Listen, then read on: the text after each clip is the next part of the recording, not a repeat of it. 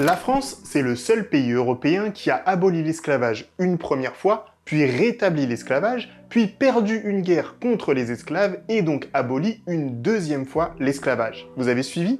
Pas de panique, aujourd'hui je vais vous raconter l'histoire des abolitions de l'esclavage en France. Bienvenue sur Histoire Crépue, ici on parle d'histoire coloniale française sans tabou. On est un média antiraciste indépendant, donc si vous voulez nous soutenir, rendez-vous sur histoirecrépue.fr. C'est parti. Pour comprendre l'histoire des abolitions, j'ai été lire un dossier très complet disponible sur le site d'archives Retro News. Je vous ai mis la source en description de cette vidéo. Dans la première partie de cette vidéo, j'ai interviewé l'historien Hamzat Boukari Yabara pour comprendre comment la révolution haïtienne a forcé la France à abolir l'esclavage une première fois. Et dans la deuxième partie de vidéo, je vous raconte comment les esclavisés ont forcé la France à abolir l'esclavage une deuxième fois. On sera avec l'historienne Jessica Balgui. Bref, j'espère que cette vidéo va être claire et instructive. Préparez-vous à écrire des commentaires pour corriger mes erreurs, pour ajouter des sources ou dire aussi des trucs sympas, ça fait toujours plaisir. Allez, c'est parti. Pour commencer, il faut comprendre c'est quoi l'esclavage. L'esclavage, c'est un système de domination et d'exploitation dans lequel des humains sont privés de leur liberté et de leurs droits. Ils deviennent la propriété d'autres humains. Il y a donc des esclaves et des maîtres. Alors à quoi ça sert? Si vous êtes un maître, vous pouvez faire travailler vos esclaves sans les payer et sans qu'ils aient le droit de contester. L'esclavage, ça a existé dans de nombreuses cultures partout dans le monde, sous des formes très différentes. On peut être esclave de naissance, parfois on devient esclave à cause d'une dette qu'on n'a pas pu rembourser, parfois des populations entières sont réduites en esclavage à cause de la guerre ou parce qu'elles n'ont pas la bonne religion. Pendant longtemps, avant d'avoir des machines, les sociétés humaines ont utilisé des esclaves. Mais il est difficile pour un souverain de réduire son propre peuple en esclavage, alors souvent, les esclaves viennent d'ailleurs. Et pour les transporter, des réseaux de traite se mettent en place. D'ailleurs, certains sont toujours actifs, par exemple autour du Moyen-Orient. Si cette histoire vous intéresse, je vous recommande le podcast Le Paris Noir, épisode 14, l'esclavage dans les mondes musulmans, avec Mohamed Waldi. Mais aujourd'hui, on va se concentrer sur une autre traite, la traite atlantique, mise en place par les colons européens. L'idée, ce n'est pas de juger quelle est la pire forme d'esclavage, mais bien de comprendre que chaque forme d'esclavage est différente et qu'elle ne génère pas les mêmes conséquences. La particularité de la traite atlantique, c'est qu'elle va se baser sur l'idée de race inventée par les colons européens. J'ai déjà fait une vidéo sur le sujet si ça vous intéresse. Dans ce contexte, le fait d'être blanc garantit la liberté et le fait d'être noir signifie être esclave. C'est la naissance du racisme tel qu'on le connaît aujourd'hui. Les classes sociales sont construites en fonction de catégories raciales et les esclaves noirs sont consommés en quantité industrielle dans les plantations dirigées par un très petit nombre de maîtres blancs. Mais ce système est fragile. Il a trois grands défauts. Premièrement, on a beaucoup plus de noirs que de blancs. Donc il faut une violence permanente pour empêcher les révoltes. Deuxièmement, que faire des métis et des quelques noirs affranchis qui perturbent l'ordre racial et qu'on appelle libres de couleur? Et troisièmement, comment garantir les privilèges blancs alors que ceux de la noblesse sont remis en question au même moment par le tiers-état et la Révolution? Ces trois défauts vont permettre aux esclaves noirs de gagner leur liberté. Je vais vous raconter enfin l'histoire française des abolitions de l'esclavage, une histoire qui commence à Saint-Domingue. Et c'est la colonie qui est en fait la plus riche du Nouveau Monde. C'est celle qui produit le plus de tabac, de café, de sucre, de produits coloniaux qui font une grande partie de la richesse de la France et qui permet également en fait à toute une bourgeoisie de capitaliser et de se construire en fait son pouvoir économique qui lui permettra effectivement au moment de la Révolution française eh bien, de renverser l'absolutisme royal. En 1785, la population de Saint-Domingue est composée de 20% de blancs, 78% de noirs esclaves et 2% de libres de couleur. En gros, on compte 550 000 esclaves dans la partie française de Saint-Domingue, contre à peine 600 000 pour tout l'ensemble des États-Unis. C'est inédit dans l'histoire de l'humanité. Comment expliquer une telle concentration d'esclaves sur un si petit territoire? C'est la colonie qui reçoit à l'époque le plus grand nombre d'Africains déportés en esclavage. principalement par des bateaux anglais. Saint-Domingue était l'un des clients les plus importants de la traite anglaise. Selon l'historien Marcel Dorigny, le système de l'esclavage ne vit que par la traite. D'abord parce que l'espérance de vie sur une plantation est très courte, de 10 à 15 ans, et parce qu'il y a 2 fois plus d'hommes que de femmes déportés. Impossible d'assurer une reproduction des Noirs, d'autant que les femmes refusent autant qu'elles peuvent d'avoir des enfants esclaves. Souvent, elles avortent dans des conditions épouvantables ou pratiquent l'infanticide.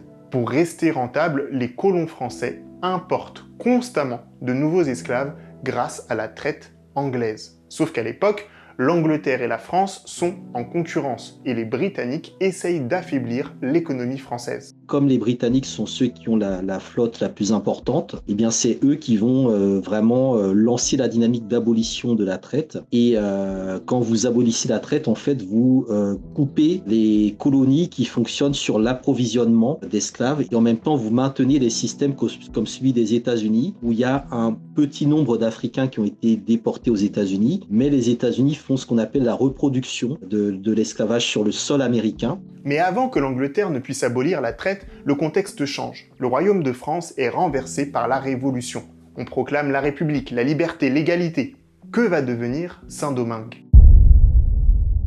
À Saint-Domingue, les propriétaires d'esclaves sont terrorisés par la Révolution française et ses idées. Ils ont peur de tout perdre. Il y a un véritable enjeu. Les colons, en fait, ne veulent pas qu'à Paris, il y ait des décisions qui aillent contre leurs intérêts économiques. Et donc, ils s'organisent politiquement, ils se constituent en milices et ils font aussi planer la menace, en fait, d'une indépendance, un peu comme celle des colons américains vis-à-vis de l'Angleterre. Et ça, c'est très grave.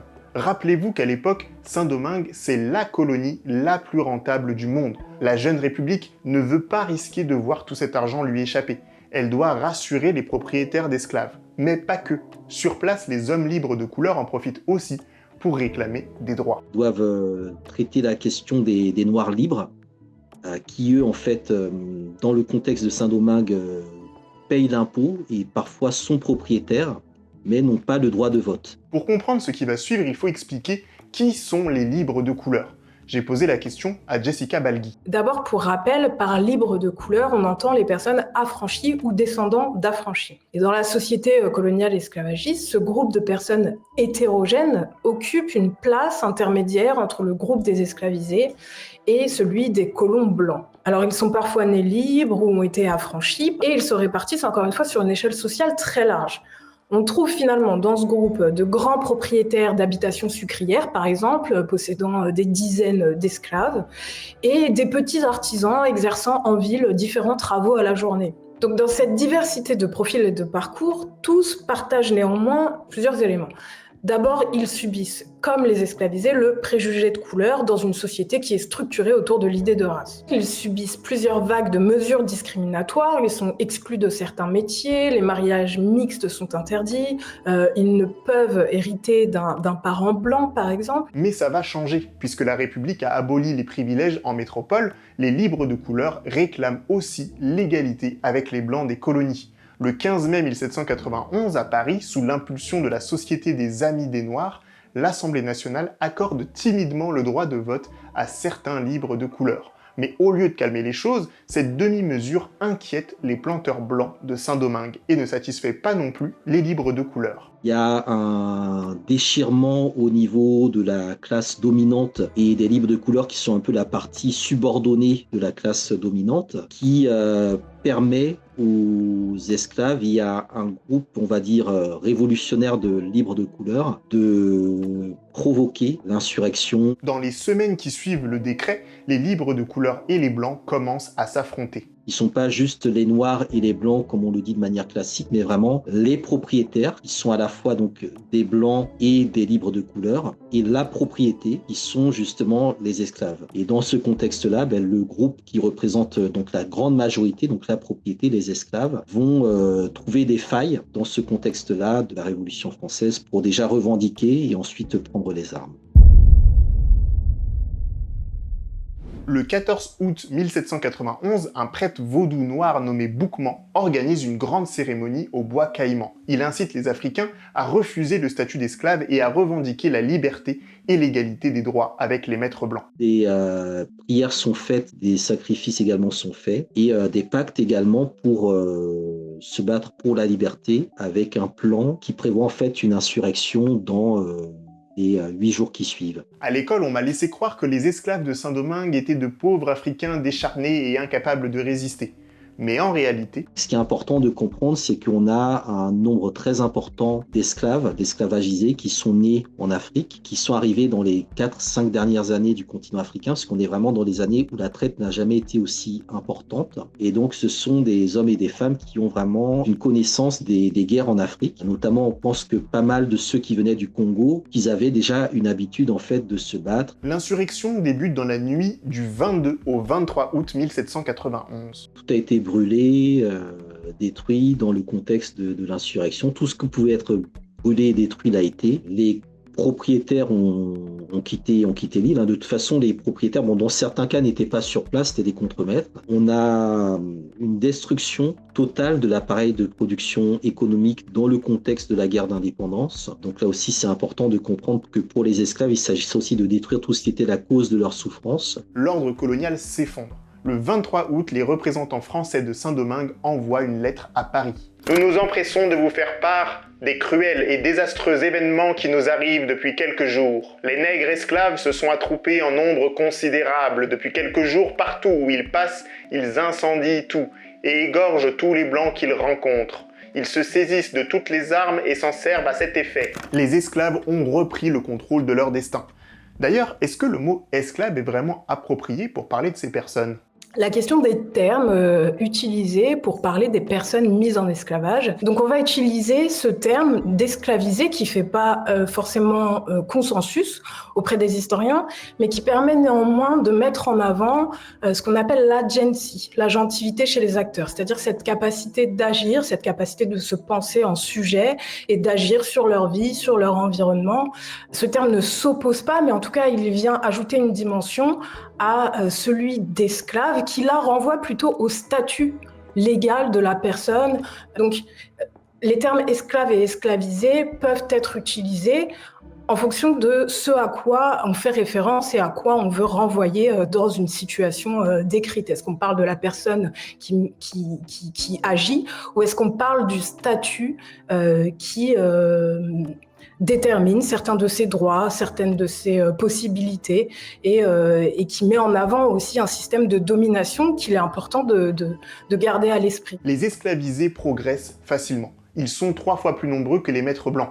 Et en plus, ils ont le soutien de certains libres de couleur. Il y a des libres de couleur qui avaient bien compris que leurs intérêts ne seraient pas politiquement défendus et qui ont compris qu'ils gagneraient sans doute beaucoup plus à se mettre du côté des esclavagisés, donc de mener une révolte armée, une révolution. Et on a aussi un certain nombre d'esclaves qui en fait avaient un capital social, qui avaient une capacité à lire des événements, qui avaient aussi parfois la capacité à lire l'actualité, qui comprenaient ce qui se passait et qui ont été aussi capables d'organiser des armées. Et la figure effectivement qui va fédérer l'ensemble de ces troupes va être Toussaint Louverture. Toussaint Louverture, c'est un homme noir né esclave à Saint-Domingue. C'est justement un libre de couleur car il a été affranchi quelques années auparavant. C'est lui le grand stratège qui va diriger la révolte. Et donc ils vont arriver de manière unie face à des blancs divisés. Donc on avait une garde nationale qui était composée de révolutionnaires civils et on avait des milices qui étaient composées de royalistes et donc de propriétaires qui eux ne voulaient surtout pas qu'on touche à leur propriété. Mais les Noirs, les esclaves, vont arriver de manière soudée et unie pour finalement imposer à la France l'abolition de l'esclavage sous peine de perdre définitivement la colonie dans les mains des Anglais ou des Espagnols. La jeune République décide d'envoyer 2 commissaires civils. Ils s'appellent Sontonax et Paul Vérel. Ils arrivent avec un corps expéditionnaire de 6000 hommes, mais impossible de rétablir l'ordre racial. Sur place, ils constatent l'invasion anglaise et espagnole par la terre et par la mer, plus la prise de contrôle de l'île par les esclaves eux-mêmes. La seule solution pour ne pas livrer Saint-Domingue aux Anglais, c'est l'abolition. Il faut dire aux esclavisés, la République française vous a fait libre, défendez-la. mais le 29 août 1793, Sontonax proclame « Tous les nègres et sans mêler actuellement dans l'esclavage sont déclarés libres pour jouir de tous les droits attachés à la qualité de citoyens français. » L'esclavage est aboli sans l'autorisation ni l'accord de la République française. Ce sont bien les esclavagisés qui l'ont forcé. Dès août 1793, la population libre de Saint-Domingue élit de nouveaux députés. Un noir qui s'appelle Bailey, un mulâtre, Mills, et un blanc qui s'appelle Dufay. Les 3 députés arrivent à Paris en janvier 1794 pour annoncer à la France que l'esclavage a été aboli à Saint-Domingue. Ils sont immédiatement arrêtés en tant que représentants d'une colonie rebelle et mis en prison. Mais ils vont rapidement être libérés grâce à l'intervention de Robespierre. Il faut attendre le 4 février 1794, donc 6 mois après l'abolition, pour que le décret soit ratifié par la République française. Ensuite, cette abolition va s'étendre à certaines autres colonies esclavagistes, comme la Guyane et la Guadeloupe, mais pas la Martinique, car l'île est occupée par les Anglais. Et dans l'océan Indien, les esclavagistes refusent de faire respecter la loi. Pour en savoir plus, je vous recommande l'article de Retro News, l'insurrection des esclaves de Saint-Domingue a imposé l'abolition. Et n'oubliez pas, Histoire Crépue est un média antiraciste indépendant. Pour nous soutenir, rendez-vous sur notre site histoirecrépue.fr. Bref, ça y est, l'esclavage est aboli à Saint-Domingue. Et pourtant, le système colonial continue. C'est une abolition pour s'assurer en fait que les affranchis combattront pour la libération de Saint-Domingue, du giron britannique et espagnol. Et donc en fait, il s'agit d'abolir pour ne pas perdre en fait la colonie. Et justement, c'est Toussaint Louverture qui devient gouverneur colonial. Donc c'est lui qui va administrer finalement Saint-Domingue en tant que colonie pendant 3-4 années et qui va notamment travailler sur un projet de constitution de Saint-Domingue qui en fait est un prélude à l'indépendance. Il faut bien dissocier la question de l'esclavage et la question de la colonie. On peut abolir l'esclavage, mais ça n'abolit pas le système colonial. Sauf que la situation change. En France, la Première République est renversée par Napoléon qui décide rapidement de rétablir l'esclavage. Toussaint Louverture essaye de s'y opposer, mais... Il va être capturé par les Français, déporté donc dans le Jura, dans le fort le plus froid de France, où il va décéder en avril 1803. Et donc c'est un moment important parce qu'en fait, c'est lui qui maintenait les autres chefs de la révolution haïtienne sous son autorité. Une fois qu'on a enlevé la figure, entre guillemets, modérée de Toussaint Louverture, eh bien, les autres généraux beaucoup plus radicaux vont prendre le relais. Napoléon envoie 31 000 soldats pour rétablir l'esclavage. Il commence par la Guadeloupe, puis arrive à Saint-Domingue. Mais sur place, les Français sont battus par les troupes noires libres commandées par Jean-Jacques Dessalines. C'est la bataille de Vertières. La France est définitivement vaincue. Les Noirs libres rebaptisent Saint-Domingue en Haïti. C'est la seule révolution victorieuse menée par des esclaves dans l'histoire de l'humanité qui a donné naissance à un État contemporain. Autrement dit, ceux qui ont fait ça à l'époque, ils n'avaient aucun exemple historique sur lequel s'appuyer. Il fallait vraiment se lancer dans quelque chose qui n'avait jamais été inventé et pensé jusque-là, dans un système qui à l'époque ne fonctionnait justement que sur l'esclavage, l'exploitation, le capitalisme, etc. Haïti est libre et indépendante, c'est incroyable. Mais concrètement, est-ce que cela permet aux Noirs d'échapper à la plantation? Lorsque Haïti devient indépendante, elle est contrainte d'une certaine manière à reprendre un système qui est de peu ou de près lié finalement à l'économie plantationnaire. Comment vous faites quand vous produisez quelque chose sur votre île, mais qui vous est interdit de le vendre à l'extérieur? Vous n'êtes pas indépendant. Vous êtes totalement bloqué et il vous faut avoir accès au marché international pour vendre, pour récupérer de l'argent, etc. Donc la question vraiment économique s'est posée. Et Haïti au 19e siècle va être asservi en tant qu'État, c'est-à-dire que l'État haïtien va être esclavagisé par la dette. Et donc c'est le début de ce qu'on appelle le néocolonialisme. Comment on réenchaîne dans les sphères économiques un peuple qui s'est libéré par la force. C'était aux réparations de faire ce travail-là, d'être vraiment la base économique, la base matérielle de cette relance du nouvel État indépendant. Mais le système international s'est totalement ligué contre Haïti pour empêcher la réussite de cette indépendance-là. En effet, les Noirs libres ne reçoivent aucune réparation. Au contraire, ils vont devoir payer une indemnité à leurs anciens maîtres qui va les maintenir dans un cycle infernal de la dette. On en a parlé dans cette vidéo si ça vous intéresse. Bref, l'esclavage est aboli.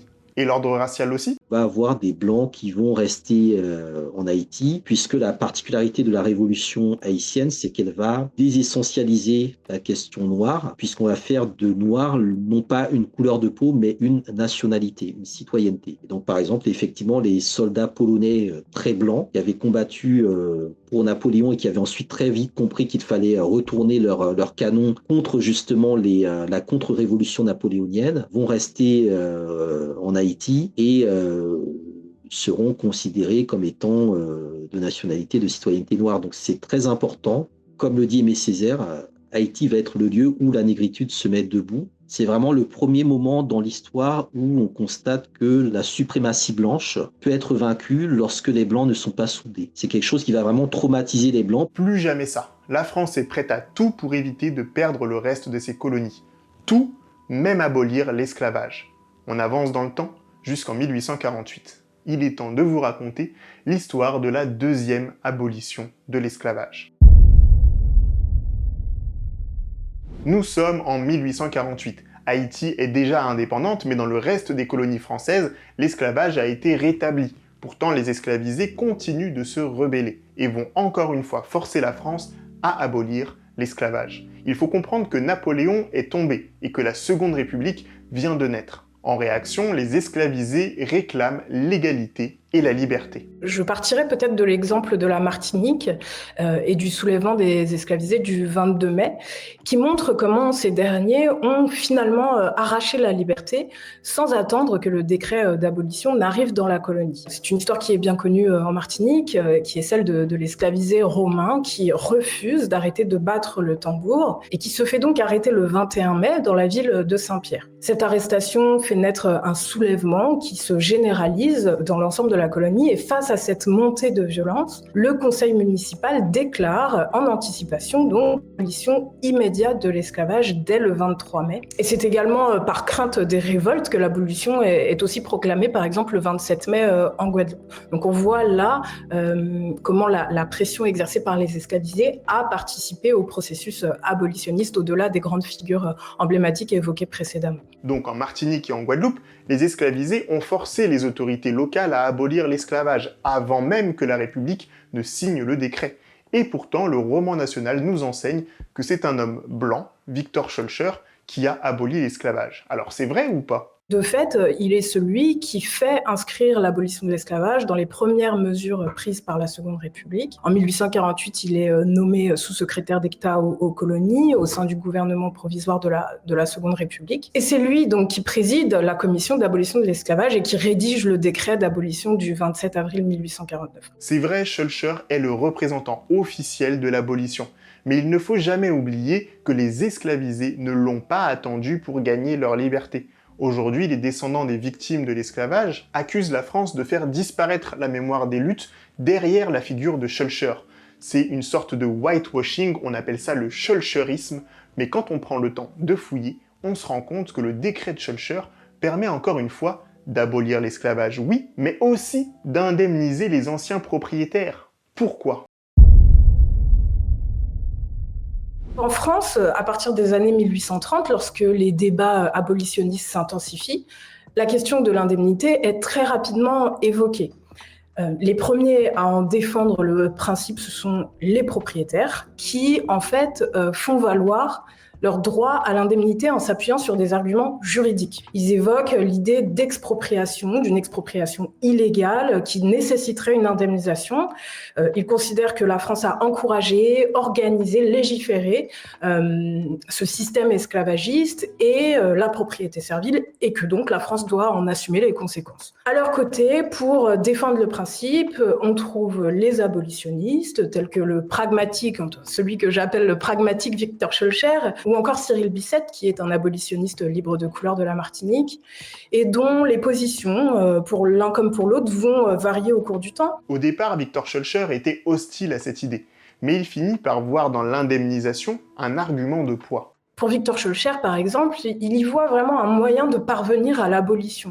Le principe permettrait, selon lui, en fait, de rallier les anciens propriétaires qui sont tout simplement réticents à l'idée d'abolir l'esclavage. Pour l'État, l'indemnité est perçue comme un moyen de garantir l'ordre social et la réorganisation de la société dans le post-esclavage, en assurant notamment une transition d'un mode de production forcé au travail supposément libre et rémunéré. Donc si je comprends bien, cette indemnité devait servir à empêcher les maîtres de faire faillite et leur donner les moyens de payer les anciens esclaves qui viendraient travailler dans les plantations. Vous trouvez pas ça bizarre ? Frédérique Beauvois, qui est une historienne qui a travaillé sur cette question, elle parle d'économie morale. C'est une mesure d'économie morale. C'est-à-dire que comme à ce moment-là, il y a toute une idée autour de la morale, de l'égalité du genre humain, et pour essayer de concilier des visées à la fois économiques et morales, l'idée c'est qu'à travers le versement d'une indemnité aux colons, ces sommes vont leur permettre de rémunérer les nouveaux travailleurs. Or, on sait que ça ne sera pas le cas. De fait, passer par les colons pour indemniser les affranchis permettait en réalité de conserver une forme de dépendance envers les anciens maîtres. Mais il y aurait eu quoi comme autre solution ? Donc l'attribution de terres ou d'argent leur aurait donné les moyens de leur propre subsistance, qui aurait mis à mal une organisation sociale et raciale. Donc la question de fond, finalement, est celle de l'égalité, qui est d'ailleurs portée par la République en 1848, au moment de l'abolition, et qui est aujourd'hui, finalement, au cœur des revendications autour des réparations, et qui, on le voit, ont donc une véritable profondeur historique. Je comprends mieux le besoin de réparation financière. Dans une économie coloniale capitaliste, c'est le seul moyen pour mettre à égalité les anciens maîtres et les anciens esclaves. Une liberté sans réparation n'est qu'un prolongement de la domination sur le plan économique. Mais contrairement à ce qui s'est passé en Haïti, les Antilles ne deviennent pas indépendantes. Elles restent des colonies françaises. Ce ne sont donc pas les Noirs libres qui doivent indemniser leurs anciens maîtres. C'est la République française qui s'en charge. Contrairement à d'autres pays, la France, elle, n'a recours à aucun emprunt pour cette indemnité. Et d'ailleurs, il y a une étude d'une historienne, Frédérique Beauvois, qui montre que la contribution d'un actif français à l'indemnité coloniale de 1849 est comprise entre 2 et 12 jours de travail. Donc l'indemnité coloniale est un véritable effort de la part du gouvernement français. Et concrètement, ça fait combien d'argent ? La loi du 30 avril 1849 accorde 126 millions de francs à l'ensemble des propriétaires coloniaux de la Guadeloupe, de la Martinique, de la Guyane, du Sénégal, de la Réunion et à ceux de Sainte-Marie et Nocibé de Madagascar. Donc 6 millions sont distribués dès 1849 en numéraire. Puis la loi prévoit pour les propriétaires une rente annuelle, donc une rente de 120 millions de francs. Et une partie de cette rente est également prélevée pour créer les banques coloniales. 126 millions de francs. Ça représentait environ 1,3% du revenu national de l'époque. En vrai, c'est énorme. Et je me demande qui a décidé d'une telle somme. La commission chargée de son calcul s'est basée finalement sur différents actes de vente d'esclaves dans toutes les colonies sur différentes périodes entre 1815 et 1848. Ils sont arrivés à une valeur moyenne de 1000 francs par esclave sur toutes les colonies. Finalement, les propriétaires recevront une indemnité qui s'élève à 40% de la valeur des personnes avant l'abolition. Et chaque colonie aura un montant différent attribué. C'est par exemple à La Réunion que les propriétaires reçoivent les plus grandes sommes d'argent, avec 671 francs par ancien esclave, contre par exemple 409 francs pour la Martinique. Je trouve ça passionnant de voir à quel point cette injustice a été organisée, rationalisée. Vous comprenez mieux pourquoi on parle de racisme structurel. Mais je me demande comment les maîtres ont récupéré cet argent. Le versement de l'indemnité a été un processus administratif assez long, complexe et laborieux. En tout cas, c'est comme ça qu'il est présenté par les propriétaires qui devaient prouver leur ancienne propriété et constituer d'importants dossiers à présenter au bureau d'indemnisation. Et d'ailleurs, beaucoup de demandes ont été rejetées faute de documents nécessaires à leur indemnisation, ce dont les propriétaires se sont beaucoup plaints. Mais est-ce qu'on sait comment cet argent a été utilisé ? Cette indemnité a permis à une très large majorité de propriétaires coloniaux endettés de solder leurs dettes. La loi d'indemnisation prévoit de fait que les créanciers des propriétaires puissent recevoir finalement ces titres d'indemnité à la place des propriétaires coloniaux. Mais encore une fois, la situation n'est pas aussi binaire qu'on pourrait le croire. Et c'est pour ça que cette chaîne s'appelle Histoire crépue. L'histoire n'est jamais lisse avec un grand méchant et un grand gentil. Et c'est cette complexité crépue qu'il faut être capable de regarder si on veut comprendre l'histoire coloniale. Dans ses recherches, Jessica Balghi a montré que des hommes libres de couleur ont aussi bénéficié de cette indemnité. De nombreux propriétaires de couleurs ont été indemnisés. En Martinique, par exemple, ils représentent 35% des indemnitaires. Il faut néanmoins souligner que les libres de couleur possèdent généralement peu d'esclaves. Et pour vous donner un ordre d'idée qui permet d'avoir une vision générale du fonctionnement de la société coloniale esclavagiste, en 1847, pour la Martinique toujours, les libres de couleur représentent 80% de la population libre de la colonie. Mais ils ne possèdent que 20% des esclaves de l'île. Donc inversement, 20% des propriétaires blancs possèdent 80% des esclaves de la colonie. Mais je ne comprends pas. Pourquoi des libres de couleur acceptaient de participer à ce système inhumain? Dans la société coloniale esclavagiste, le statut de libre ou d'esclave, ces statuts sont des éléments de partition sociale fondamentaux. Et enfin, il faut rappeler que tous s'inscrivent dans une économie esclavagiste qui repose sur le travail servile. Donc les libres de couleur, lorsqu'ils le peuvent, sont eux aussi propriétaires d'esclaves. L'amélioration de leur situation propre tient en grande partie à la propriété servile. D'abord parce que pour eux, avoir des esclaves, c'est signifier au reste de la société qu'eux ne le sont pas ou qu'ils ne le sont plus. Ensuite parce qu'avoir des esclaves est une nécessité dans une économie organisée autour de ce travail servile. Et enfin parce que, comme pour les propriétaires blancs, pour les plus riches d'entre eux, des libres de couleur, posséder des esclaves, c'est avoir accès à des droits politiques. Alors que le suffrage censitaire en place donne accès au droit de vote aux citoyens, pouvant justifier un certain seuil d'impôt qui repose précisément sur la propriété servile. Parfois, on s'aperçoit que la propriété servile par les libres de couleur n'est en réalité qu'une stratégie qui permet à des hommes et à des femmes de devenir des propriétaires d'apparence de leur mère, de leurs enfants ou de leurs proches. Cette variété de situations et cette diversité de parcours expliquent à la fois leur présence significative dans les registres de l'indemnité coloniale et elle explique aussi leur ambivalence face à l'abolition et face à l'indemnisation. Je n'avais jamais pris le temps de réfléchir à cette complexité. Il faudrait faire des films, des séries, des livres sur ces histoires. Mais depuis tout à l'heure, je parle des maîtres blancs et des libres de couleur. Mais les anciens esclaves, ils en pensaient quoi de cette indemnité? La question du point de vue des esclavisés sur l'indemnisation se heurte de fait à la difficulté liée au manque de sources directes. Ils ne sont évidemment pas restés étrangers et spectateurs aux bouleversements en cours et les événements avant l'abolition de l'esclavage, les révoltes serviles l'ont montré. Et par ailleurs, les historiens ont montré que les nouveaux libres ont en fait des revendications qui vont plus loin que la quête de liberté. Ils ont des revendications sur les salaires, sur la terre et sur les cases qu'ils occupaient avant l'abolition. Mais on peut essayer d'aller plus loin et de déceler à travers certains commentaires et certaines sources leur prise de position plus spécifique à la question de l'indemnité. On trouve notamment des indices dans les campagnes électorales qui ont lieu dans les colonies entre 1848 et 1849, période pendant laquelle les candidats se servent de l'indemnité coloniale comme un argument de campagne en cherchant à obtenir les voix des hommes libres, nouveaux citoyens, dont les voix vont dorénavant compter. Et donc certains vont promettre de défendre une indemnité coloniale également destinée aux nouveaux libres.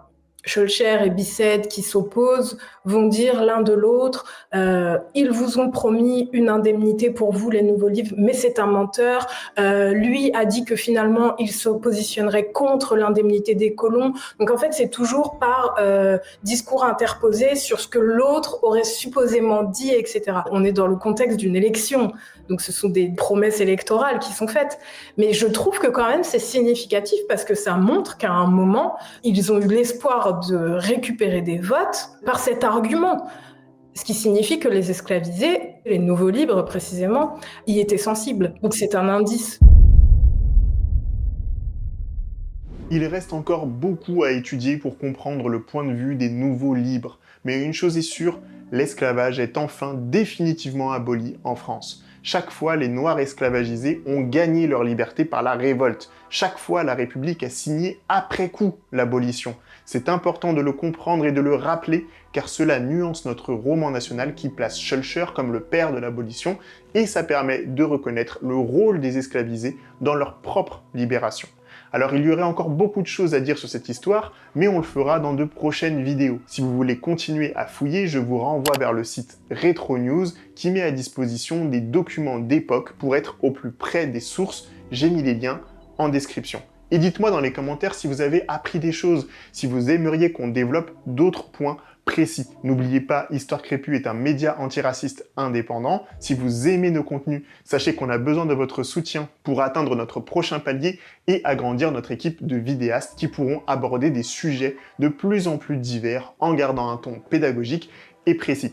Donc rendez-vous sur notre site web histoirecrépue.fr et si vous n'avez pas les moyens, vous pouvez toujours partager notre cagnotte et vous inscrire à notre newsletter gratuite pour avoir des dossiers approfondis sur l'histoire coloniale. Voilà, je crois que j'ai tout dit. Merci à vous d'être restés jusqu'au bout de cette vidéo. Vous êtes les meilleurs. Et moi, je vous dis à bientôt sur la chaîne Histoire Crépue. Ciao, ciao, ciao!